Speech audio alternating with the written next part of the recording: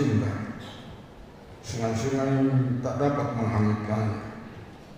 Sekalipun orang memberi segala harta benda rumahnya untuk cinta, namun ia pasti akan dihina. Sekali lagi saya baca, air yang banyak tak dapat memadamkan cinta, sungai-sungai tak dapat menghanyutkannya. Sekalipun orang memberi segala harta benda rumahnya untuk cinta, namun ia pasti akan dihina. Itulah firman Tuhan yang berbicara tentang kekuatan cinta. Habukuni holongi roh. Ya doh bidi di sadalahu. Dan dong si pangasa holong kutu roh. Daholan holongi roh hakim. Dan dong pola terpaidau masa lalu nahumura ladoh nasi di hong. Holan alami holongi roh hakim. Apapun yang mau disebutkan laki-laki atau perempuan, dia selalu kasih jawabannya. Semuanya saya mengandalkan cinta kasih. Mecegudu holongi roh.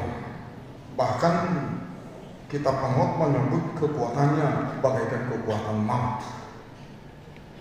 Kekuatan maut tentu yang disebutkan di situ kita nggak bisa ukur, karena maut kematian sebenarnya tidak berada di tangan atau kendali kita, hanya berada di tangan kendali Tuhan. Kekuatan cinta itu seakan-akan tidak ada banding. Tetapi yang menjadi masalah Bapak Ibu Saudara terkasih, benarkah demikian? Tohodo gugodo holongi rohai. Aduh lebih persoalan. Ini yang jadi masalah. Gambaran yang diberikan oleh pengkhotbah disebut sekalipun bagai tsunami yang datang untuk menghapus cinta itu, ia tidak akan terhapus.